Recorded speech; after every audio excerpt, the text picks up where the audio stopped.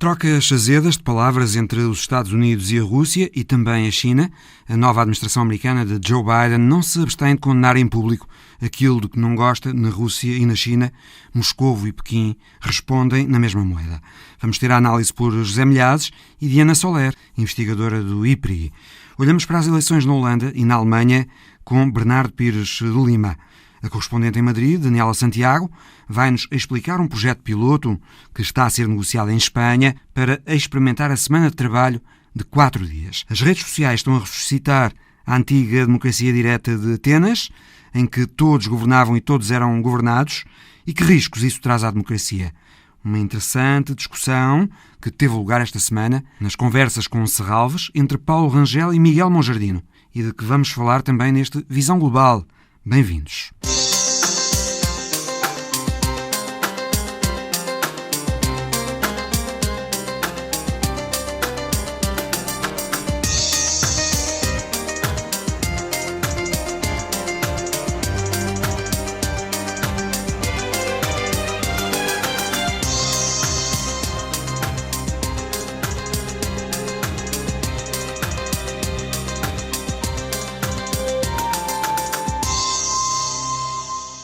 Aqueceu o tom da conversa entre os Estados Unidos e a Rússia. Um relatório dos serviços de informações americanos acusou a Rússia de ter tentado interferir outra vez nas eleições americanas em 2020 para prejudicar Joe Biden e beneficiar Donald Trump.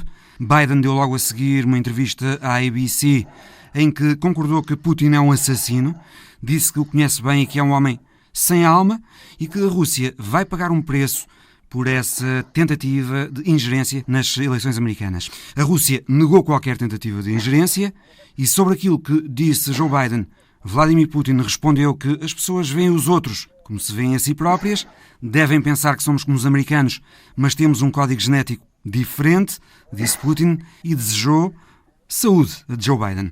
José Milhazes, boa tarde. Como é que pessoalmente avalias esta troca muito azeda de palavras? Moscovo classificou mesmo as palavras de Biden como comentários muito maus e sem precedentes. A que é que se deve, na tua opinião, este novo tom tão duro de Washington em relação a Putin? Eu encontro apenas uma explicação. Joe Biden decidiu passar ao contra-ataque, desferindo golpes inesperados contra a política de Vladimir Putin no campo externo. Se até agora Putin estava na ofensiva, tentando dar a entender que era capaz de fazer tudo aquilo que pretendia em termos internacionais, e este discurso vinha sendo bem demonstrado após a anexação da Crimeia em 2014, hoje Biden decidiu, contra-atacar com argumentos fortíssimos, com acusações que eu acho que nunca aconteceram na história das relações bilaterais.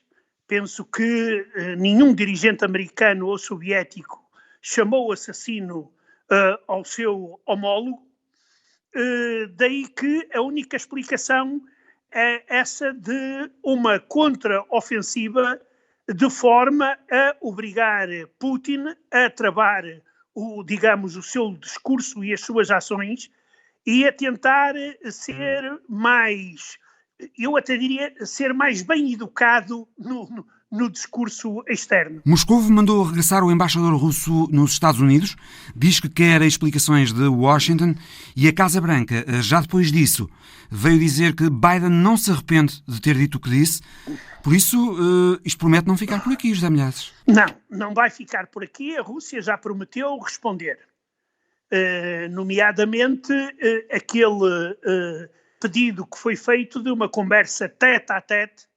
Este tipo de desafio de Putin de exigir um tete-a-tete com Biden nos próximos dias é, um desafio com que Putin tenta encostar Biden à parede, obrigar Biden a apresentar provas daquilo que disse, nomeadamente de que Putin é um assassino, mas organizar conversas bilaterais e entre dirigentes de duas superpotências exige semanas e meses. em dias ou horas. Isso acontece em tempos de crise, como, por exemplo, aconteceu durante a crise das Caraíbas de 1962, mas aí estávamos a falar da quase emprego de armas nucleares. Quando diz que a Rússia vai pagar um preço pela tentativa de ingerência nas eleições americanas, em que é que Biden estará a pensar? Mais sanções? Parece isso porque, entretanto, o secretário de Estado norte-americano, Anthony Blinken, já veio dizer, por exemplo, que os Estados Unidos estão a fazer o levantamento das entidades que participam no projeto Nord Stream 2 e que essas entidades devem imediatamente abandonar o projeto porque senão arriscam-se a sofrer também elas sanções americanas. Exato. O Nord Stream 2 vai ser agora o principal campo de luta entre os Estados Unidos e a Rússia. E aqui devo dizer que o papel da Alemanha é muito ingrato e vai ser muito difícil.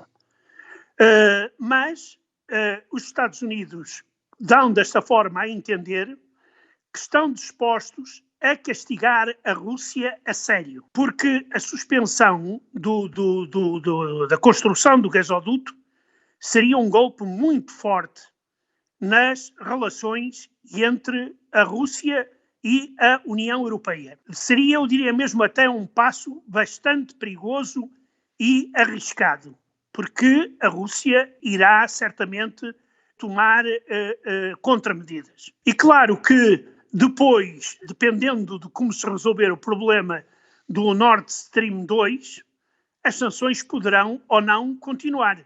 Poderão dar início a um diálogo difícil, mas que depois poderá, digamos, depois de muito tempo de conversações, poderá demorar de levar a um diálogo mais calmo, mas nesta altura, com esta guerra verbal, tudo indica que as sanções irão ser cada vez maiores.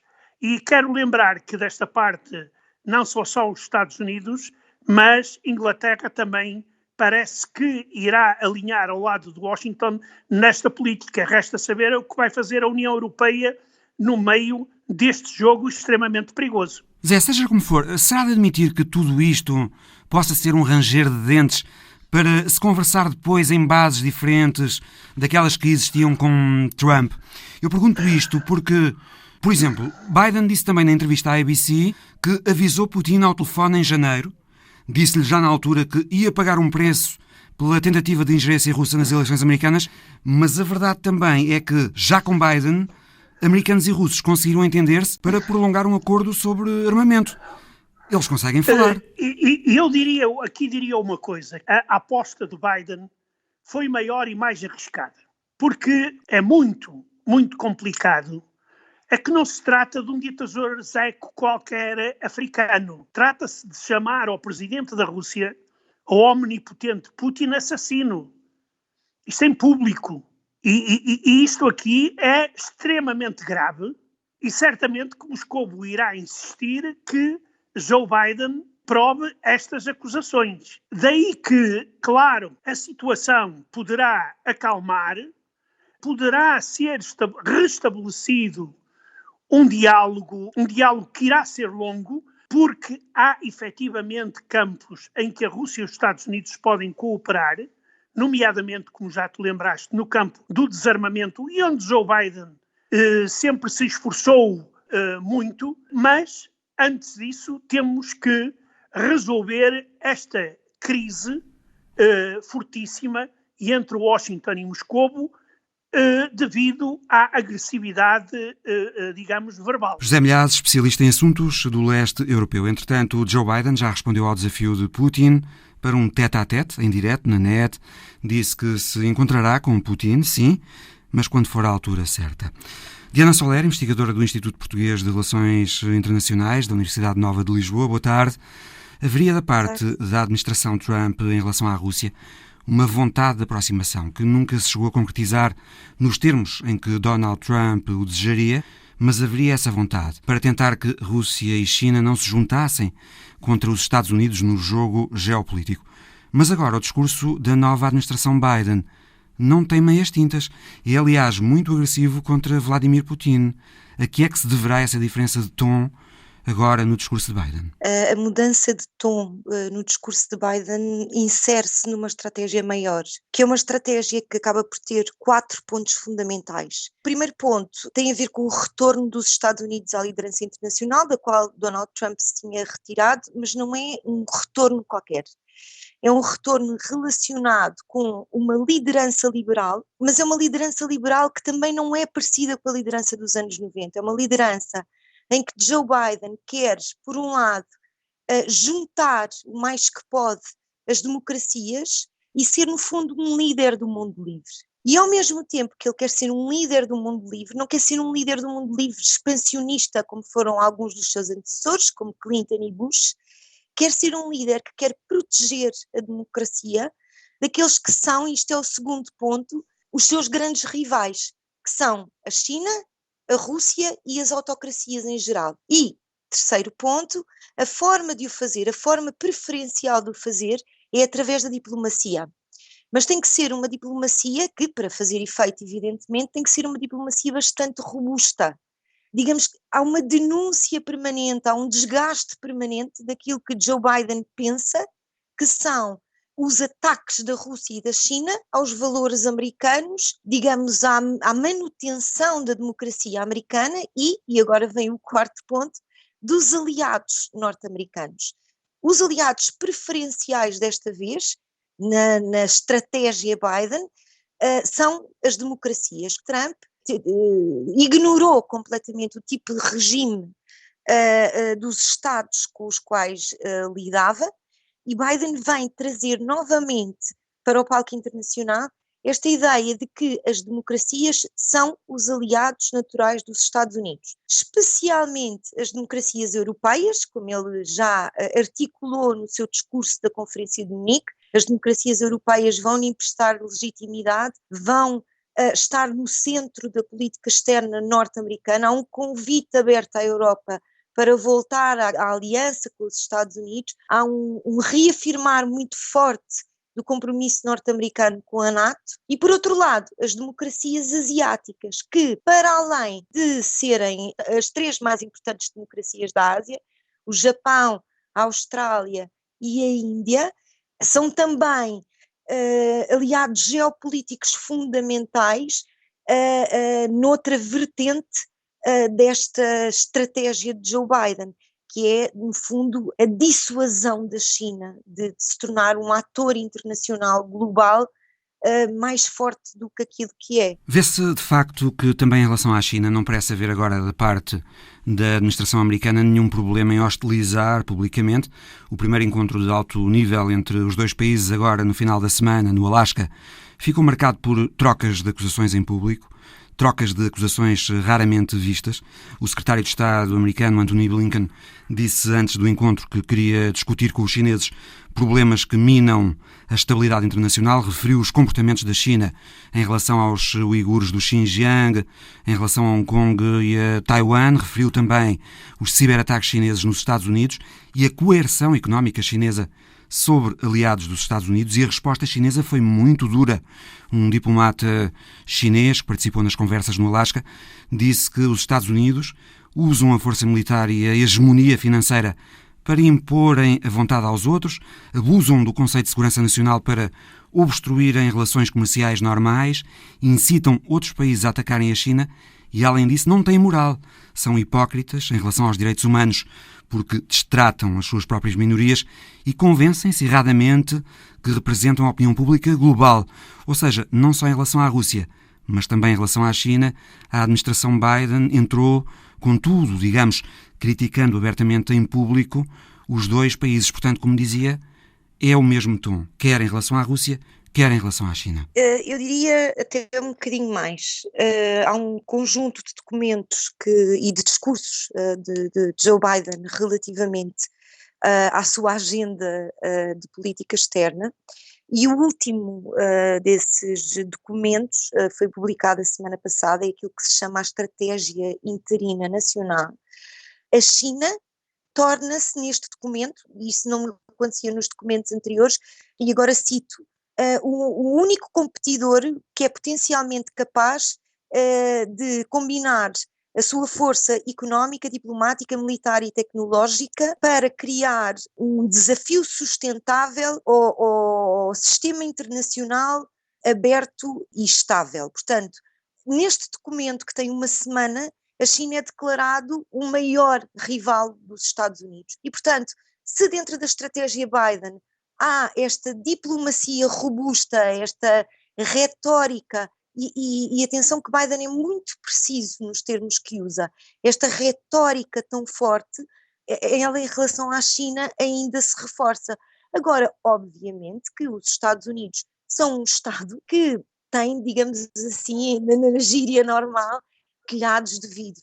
E o que a China fez foi precisamente aproveitar o facto, principalmente nos anos 90, os Estados Unidos terem tido uma estratégia expansionista de expansão da democracia para dizer, no fundo, que os Estados Unidos não têm moral para culpar a China, seja daquilo que for. Agora, do ponto de vista liberal, os Estados Unidos têm efetivamente razões para não quererem aceitar um sistema internacional dominado por uma autocracia, que é aquilo que a China é. As primeiras visitas ao estrangeiro dos novos secretários de Estado e da Defesa americanos, Antony Blinken e Lloyd Austin, foram à Ásia, antes do encontro de alto nível com dirigentes chineses no Alasca. Houve visitas aos aliados dos Estados Unidos na região, Japão e Coreia do Sul.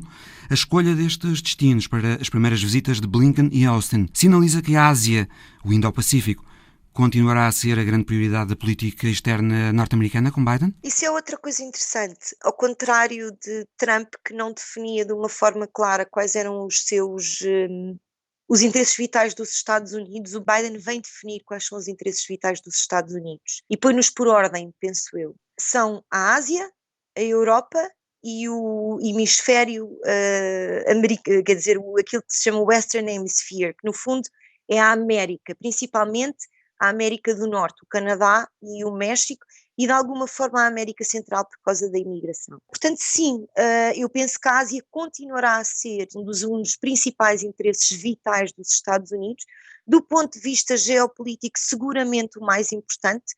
Agora, de uma forma diferente, quer da presidência Obama, que falava do pivô da Ásia, mas que queria usar uma estratégia eminentemente económica para conter a China, diferente da administração Trump, que recompôs o Quad, que aliás teve a sua primeira cimeira de alto nível no passado dia 12 de março, já com esta administração. Já vamos falar dela também, sim. Para a administração Trump, a abordagem relativamente à Ásia era uma abordagem eminentemente securitária, e agora há uma terceira abordagem da administração Biden, que é uma abordagem que, por um lado, tem uma componente muito forte de cooperação e, por outro lado, tem uma componente muito forte securitária também. O que a forma como Biden quer cercar a China é através da mudança das regras das organizações internacionais, nomeadamente a Organização Internacional do Comércio, que continua a favorecer muito a China. Portanto, a Ásia passa a ter um papel, a uma vez cooperativo, portanto, um papel de reorganização do sistema regional asiático a favor dos Estados Unidos e das democracias, e ao mesmo tempo um papel securitário, no sentido de que com as alianças, por um lado, com o Japão e com a Coreia, por outro, através do Quad, os Estados Unidos pretendem criar uma estratégia de dissuasão de segurança relativamente à China, para não a deixarem, no fundo, transformar-se num ator regional e até global, com a importância que a China quer ter. Houve também há dias essa primeira reunião ao mais alto nível do diálogo de segurança quadrilateral, o chamado Quad, que reúne os Estados Unidos, o Japão, a Austrália e a Índia. Essa organização informal existe já há uns anos, mas nunca tinha havido uma reunião do Quad ao nível de chefes de Estado.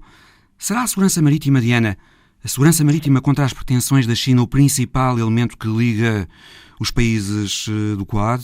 E não tanto outras questões de que se fala, como políticas climáticas ou comerciais, por exemplo? A questão principal, de facto, o Mar do Sul da China, que é um enclave fundamental para o domínio daquela região, está a ser cada vez mais patrulhado pela China, e por outro lado, porque no mar mais a leste está a haver disputas territoriais entre a China e o Japão. Por causa das ilhas Senkaku. E, portanto, as Senkaku para os japoneses, Diaoyu para os chineses. Exatamente, Sim. exatamente. E, portanto, as questões navais vão ser questões centrais do ponto de vista da segurança naquela região nos próximos anos. Ideias concretas do Quad face à China, para além das questões marítimas, é financiar o fabrico de vacinas para a Covid-19 na Índia, para reduzir a dependência regional de vacinas chinesas, e reduzir também a dependência da China para o fornecimento de terras raras, que são essenciais para carros elétricos, para smartphones, para a tecnologia em geral e tecnologias limpas em particular. Essas ideias saíram desta reunião de alto nível do Quad também. Saíram.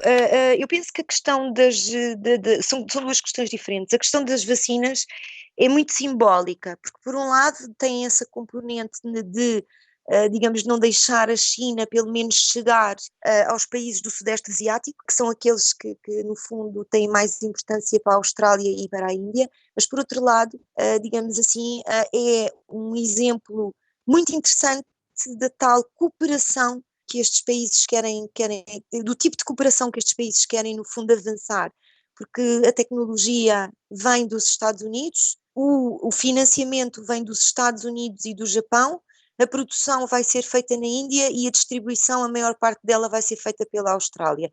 Relativamente às terras raras, é outra questão de segurança, de que não se tem falado muito, mas que é muito importante para o futuro. Porque qualquer Estado que queira ter energias mais limpas, que queira ter uma economia mais verde, precisa destas terras raras para produzir a esmagadora maioria dos produtos que depois transformam o funcionamento das indústrias e das máquinas, digamos, num funcionamento mais verde e mais limpo. Isto também já vem da administração de Trump. 4 anos atrás a China era produtora de 90% das terras raras que eram exportadas para o mundo. E porquê? Porque as terras raras é preciso transformá-las através de material radioativo. E os países ocidentais não tinham uma grande disposição para o uso desse material radioativo, porque isso produz lixo radioativo. Mas a verdade é que os Estados Unidos e a Austrália têm se empenhado profundamente nos últimos 4 anos e conseguiram que a cota do mercado passasse de 16% para os Estados Unidos e 7% da Austrália e reduzisse drasticamente na China, que agora só produz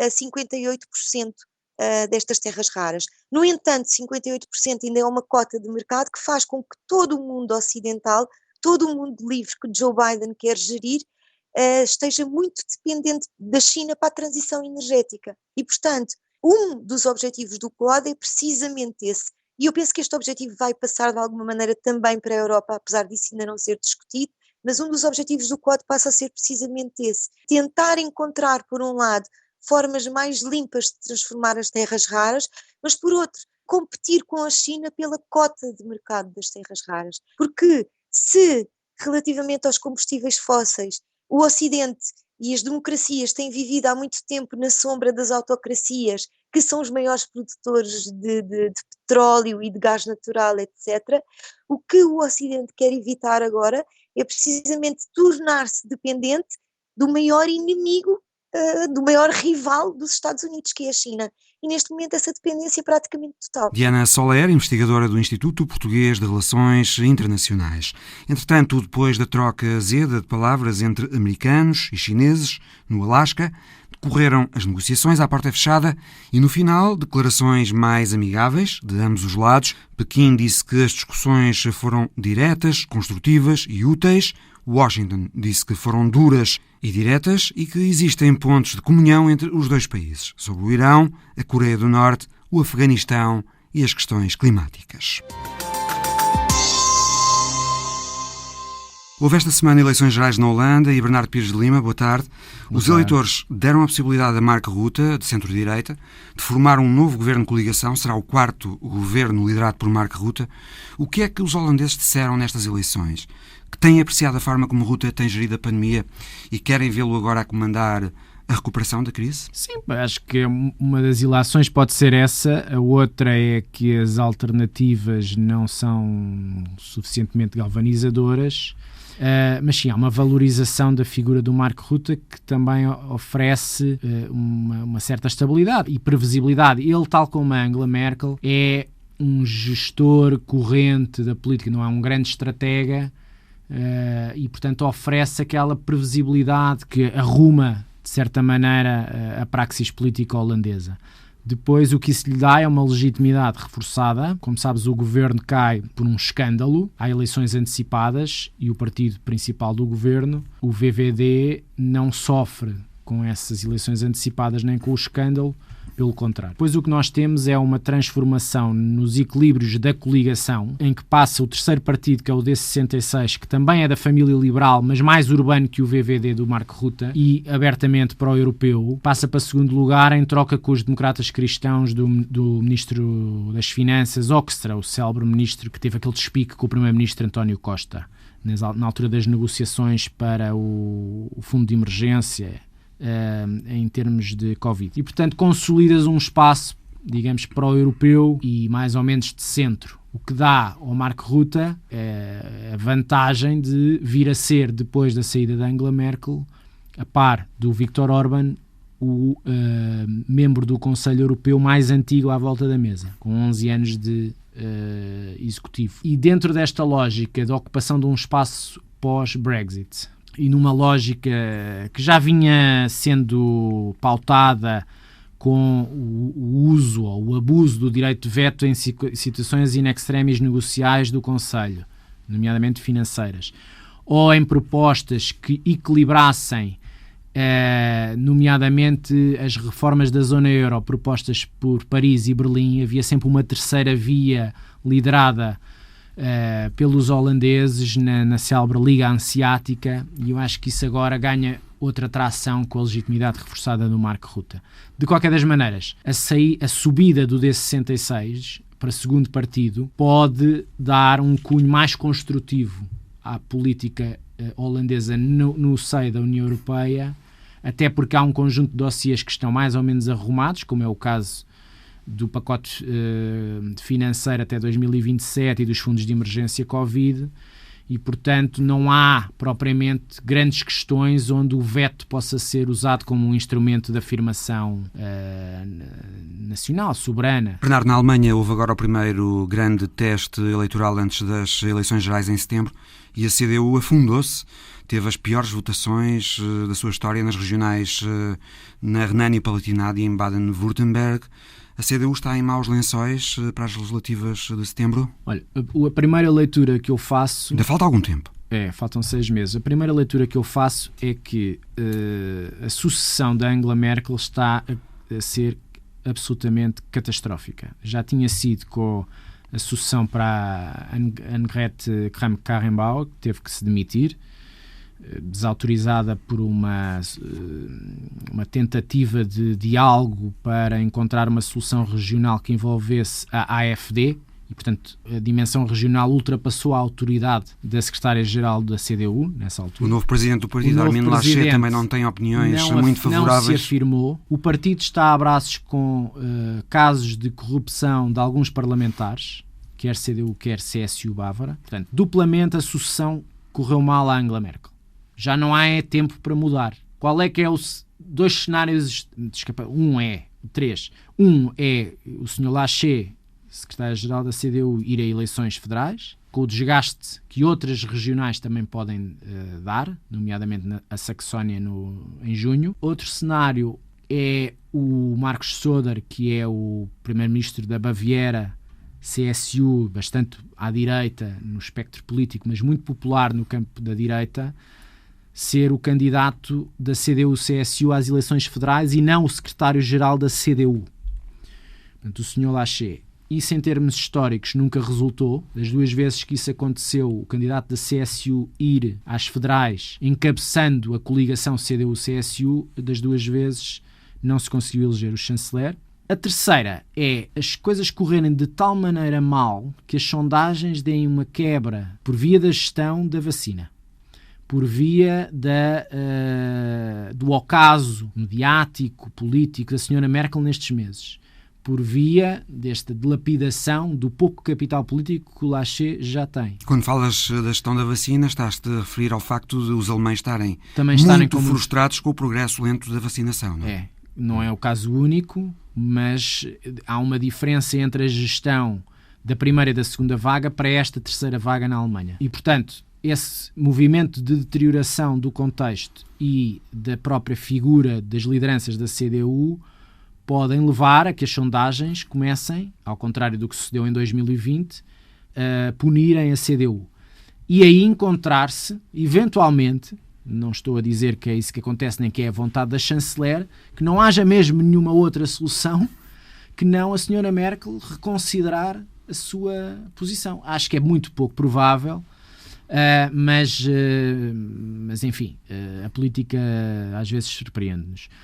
Nós neste momento temos, tal como há 4 anos, várias hipóteses de constelação em função dos resultados de sondagens a nível nacional e não só regional. Uma delas é a possibilidade de um governo CDU-Verdes. Se olharmos às sondagens, não é? Sim, como já tinha acontecido há 4 anos... É que a paisagem política alemã está tão fraturada que a CDU, CSU, mesmo com intenções de voto agora mais frágeis, ainda é o bloco mais forte. Sim, é mais forte.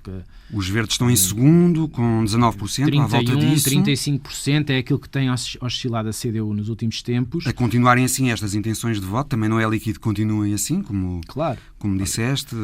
Mas a continuarem assim, isto daria, talvez, para formar um governo de coligação CDU-Verdes, não é? Sim, daria certamente, porque os verdes querem ir para o governo e já queriam ter ido para o governo em 2017, ou melhor, 2018, quando o governo foi formado, e demorou muito tempo a ser formado, quase 6 meses. Os verdes queriam ir com a senhora Merkel, até porque tem muitas compatibilidades programáticas com esse centro político que ela representa, não com a direita da CDU. E os verdes, o que tem acontecido nestes anos é uma grande estabilidade nas sondagens e uma captação de voto, quer nos abstencionistas tradicionais, quer no centro político que vota, oscila entre o SPD e a CDU, neste caso centrista, da senhora Merkel. Portanto, podem capitalizar com esse ocaso dela, da chanceler. E, portanto, ainda acho que há margem para subir. Depois, podes ter a necessidade, mas estamos a 6 meses das eleições, de incluir o SPD também na formulação governativa. Eu acho que isto casa, não é contraditório, ou eventualmente haver condições para tirar a CDU da equação e pôr os verdes a liderar uma solução governativa com o SPD e com os liberais, que também têm agora uma segunda vida depois de terem caído muito nos últimos anos e estão hoje em dia nas sondagens com 8, 9%. Tudo em aberto para as eleições gerais na Alemanha daqui a 6 meses. A análise por Bernardo Pires de Lima. Espanha deve tornar-se em breve o primeiro país do mundo a testar a nível nacional a semana de trabalho de 4 dias. Outros países, como a Nova Zelândia, o Reino Unido ou a Alemanha, já admitiram essa possibilidade, muito cara às esquerdas europeias, de pôr as pessoas a trabalharem apenas 4 dias por semana para ajudar as economias a recuperarem da crise pandémica, porque se acredita que essa medida pode reduzir o desemprego e aumentar a produtividade, tendo efeitos positivos também para o ambiente. Mas é em Espanha que um projeto piloto a nível nacional pode avançar já este ano, por proposta feita ao Governo pelo partido de esquerda Mais País. Proposta, Daniela Santiago, correspondente da Antena 1 em Madrid, boa tarde. Proposta já aceite pelo Governo espanhol. Decorrem agora as negociações sobre como pô-la em prática. É uma proposta, um projeto piloto que, ao que tudo indica, deverá arrancar no outono.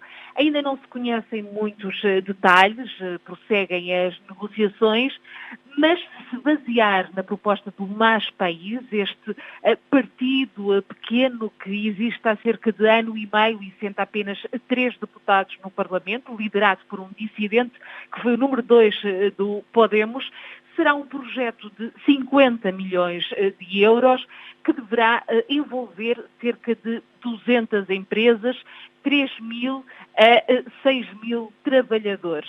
É uma experiência, algo de facto muito caro à esquerda. Os britânicos, os alemães, estão com os olhos neste momento postos em Espanha para tentar perceber como corre este projeto. Eu recordo que Espanha já é recordada também por ter aprovado o horário de 8 horas diário, o horário laboral, em 1919.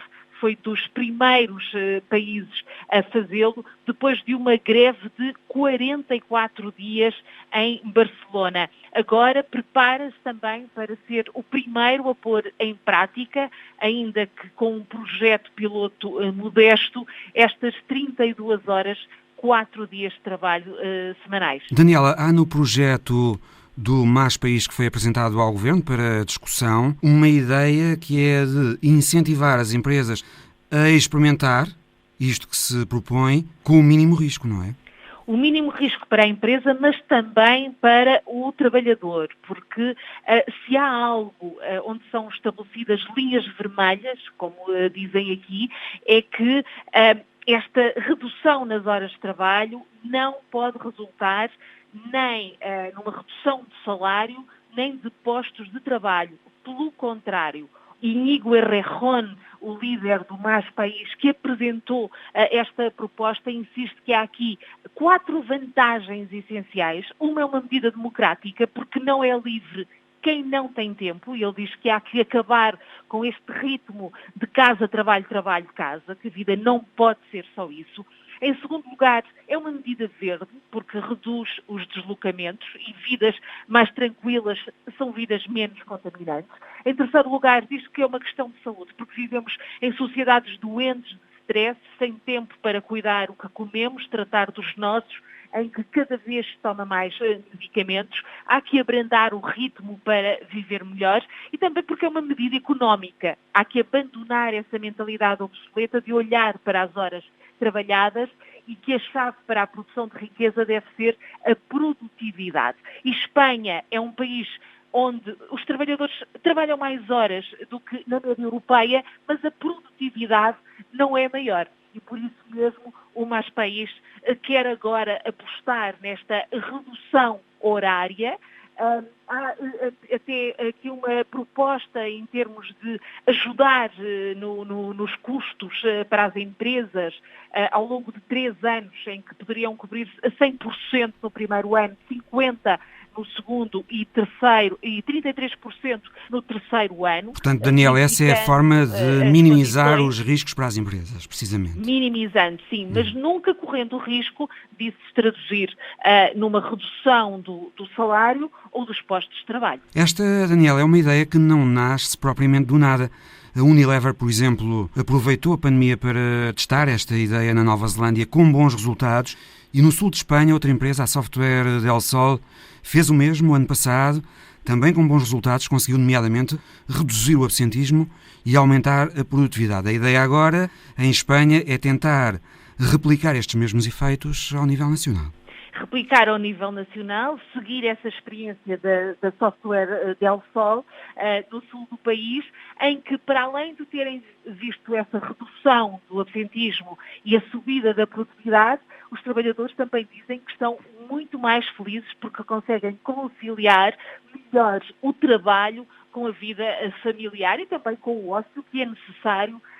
E é curioso porque com a pandemia ainda se acentuou mais esta necessidade de se conseguir separar as águas em termos do trabalho e do tempo que deve e pode ser dedicado à família, assim como a própria divisão das tarefas, que é outro aspecto que é defendido tanto pelos políticos como pela própria União Geral de Trabalhadores aqui em Espanha, que ajuda também a dividir, porque nós já sabemos que muitas vezes a mulher acaba por ser, entre aspas, mais prejudicada na questão das tarefas e com uma redução do trabalho podem também acabar por dividir essas tarefas e, de alguma forma, harmonizar a vida pessoal com o trabalho. Daniela Santiago, correspondente da Antena 1 em Madrid. Obrigado. Obrigada. O representante especial das Nações Unidas para a Síria, Geir Pedersen, lamentou que a ONU não tenha ainda sido capaz de intermediar um fim para a guerra na Síria, que começou, fez esta semana 10 anos. A guerra na Síria já dura há mais tempo do que as 2 grandes guerras mundiais juntas. Geir Pedersen diz que a tragédia síria é já um dos capítulos mais negros da história recente. A maior parte das crianças sírias não viveu um único dia sem guerra. Assinalando os 10 anos da guerra na Síria, o Paulo Dentinho traz-nos esta semana uma imagem da sua própria autoria, feita quando esteve em reportagem em Alepo. É um percurso entre ruínas, uma improvisada rua atravessando casas e prédios ventrados. Nesse caminho improvável, as explosões, mais perto, mais longe, trazem uma dor pressentida, um sofrimento imaginado. Assim furtivos, ao abrigo dos atiradores, vamos-nos aproximando da frente de batalha na bolsa de resistentes em Alepo Oriental. De repente, uma luz caótica entra pelo rendilhado das balas de um store e expõe braços e pernas num chão desordenado. São bocados de manequins no que deve ter sido uma loja de roupa. Um torso de mulher grávida, de ventre eviscerado, tem então o simbolismo de uma ausência de futuro. Mas não há tempo a perder. Ali ao lado, a escassos metros, há vidas que se perdem, sonhos a desfazer-se naquela manhã de novembro de 2016. Pego rapidamente na máquina e fixo o instante. É esta imagem. Outras há, e podia ser uma outra qualquer entre milhares a exibir esta década de barbárie. Ela começa com uma banal pichagem de protesto contra o regime de Bashar al-Assad, feita por um grupo de jovens em Dara. O gesto desencadeou uma espiral de violência inimaginável e nenhum lugar em todo o país foi poupado durante estes últimos 10 anos. Os sonhos de liberdade, porque os houve, sucumbiram em mortes sem glória, nas prisões do regime ou dos rebeldes, nos campos de refugiados, no exílio ou na selvageria de agendas extremistas. O jogo cínico e interesseiro de vários outros países também se expôs nesta tragédia, tal como os traços de incompetência das organizações internacionais. O mundo falhou aos sírios. O regime, esse conseguiu sobreviver. Bashar al-Assad, ainda o chefe de Estado, reina implacável sobre as ruínas de um país desmembrado. A imagem da semana de Paulo Dentinho, que pode ver também no Facebook da RTP Notícias. A democracia digital é um regresso à democracia direta de Atenas, em que todos os cidadãos eram governantes e governados. Esta pergunta deu o mote para uma conversa esta semana, por videoconferência, promovida pela Fundação de Serralves, com o eurodeputado Paulo Rangel e Miguel Monjardino, do Instituto de Estudos Políticos da Universidade Católica. Essa forma de democracia direta ateniense foi viável numa cidade-estado com uma população diminuta. Será ela possível também agora em comunidades altamente populosas, seja ao nível da participação, em especial através das redes sociais, seja ao nível da decisão, uma vez que agora há uma espécie de plebiscito digital diário das decisões políticas que são tomadas? Paulo Rangel lembrou como tantos autores, desde a Antiguidade Clássica, apontaram os riscos da democracia direta, riscos de derrapagem para a demagogia e para um despotismo de todos, um despotismo da maioria, alimentado por paixões e emoções. O Aristóteles considerava a democracia um mau regime. E como ele, depois, todos os autores praticamente até ao século XVIII. Nós não vemos grandes adeptos da democracia. E porquê? Porque a experiência que havia de democracia era a experiência da democracia direta. E a democracia direta não provou como um regime são, porque era um regime que era a tirania da maioria. É o regime aquilo que Montesquieu há de chamar mais tarde o despotismo de todos, quer dizer. Há as tiranias que são o despotismo de um só, e haveria, digamos, as demagogias ou as democracias diretas que eram o despotismo de todos. E a nova democracia direta digital tem os mesmos riscos. O grande risco da democracia direta, e que eu sinceramente acho que está claramente espelhado em muito daquilo que nós vemos nas redes sociais e em muito daquilo que nós vemos nos movimentos chamados populistas, que estão aí espalhados pelo mundo inteiro, é as paixões à frente da razão. Miguel Monjardino expressou dúvidas sobre a saúde das instituições democráticas num tempo em que a política é conduzida a partir das televisões e, sobretudo, das redes sociais. A política é conduzida praticamente toda em televisões e, sobretudo, nas redes sociais. Redes sociais que são detidas por um pequeno grupo de pessoas, cada vez mais ricas e cada vez mais poderosas, que enriquecem, no fim de contas, à custa da manipulação da atenção e da comercialização de dados. E a pandemia, no fim de contas, acelerou este processo de transição da política, da economia, da educação, do comércio para o mundo virtual. Com que base é que as decisões são tomadas? Ou seja, como é que uma sociedade, seja qual for a sua arquitetura constitucional, onde é que esta sociedade vai buscar o conhecimento que fundamenta a decisão política? Como é que isto se faz? E é muito interessante ver como é que o debate decorre hoje. Porque as empresas que detêm as redes sociais não estão muito interessadas, do meu ponto de vista, na liberdade. Estão interessadas na nossa atenção, na manipulação da nossa atenção e, sobretudo, em adquirir dados sobre nós que são comercializados. Miguel Monjardino considera que as redes sociais estão a contribuir para a degradação da confiança nas instituições democráticas. E questionado sobre se nesta pandemia houve da parte dos governos, em algum momento, hiperreações às redes sociais, diz que sim. Sim, eu diria que sim, não só governos, que estão numa situação muito difícil, mas também de toda a comunicação social, em que cada vez mais os ritmos das redes sociais têm enorme impacto na maneira como os jornais, cadeias de televisão, rádios, olham para a realidade.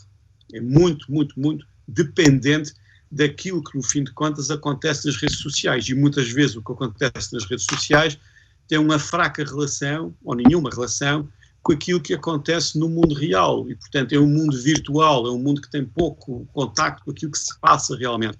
Eu diria que muitos governos, e, sobretudo, grande parte da comunicação social, depende hoje em dia muito, sobretudo nas grandes cidades onde os jornais tendem a ser feitos, depende muito do que se diz nas redes sociais e eu duvido que isso seja bom. As redes sociais minam as democracias liberais e os donos dessas redes, os que lucram com elas, fazem isso conscientemente, diz Miguel Monjardino. Uma das coisas que mina deliberadamente, do meu ponto de vista, o futuro das democracias liberais é a maneira como as redes sociais funcionam, como canalizadores da nossa atenção e da emoção, porque quanto mais emoção houver nas redes sociais, mais os acionistas dessas redes sociais ganham dinheiro. Portanto, a ideia de que as redes sociais servem para defender a liberdade e a democracia é uma coisa que eu sou muito cético.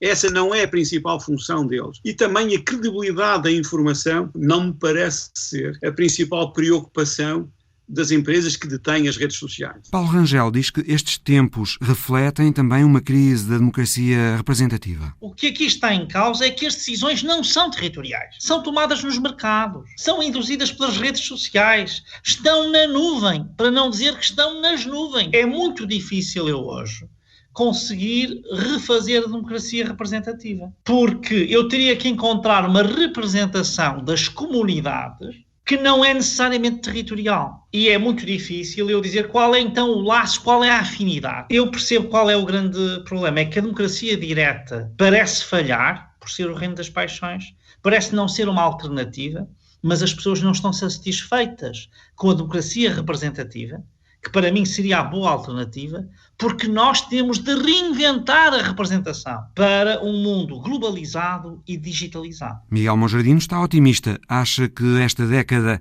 vai trazer soluções que mitiguem os riscos das redes sociais para a democracia e reafirmem a democracia representativa. Poderá ser uma época de grande inovação em termos políticos, associando as tradicionais ideias de representação democrática a novas opções tecnológicas. Tem que, no fim de contas, arranjar uma solução para este problema a bem do futuro das democracias liberais. Porque se nós não conseguirmos colocar mão, por assim dizer, neste problema, estamos apenas no início dos nossos problemas. Miguel Monjardino e Paulo Rangel, esta semana nas conversas com Salves.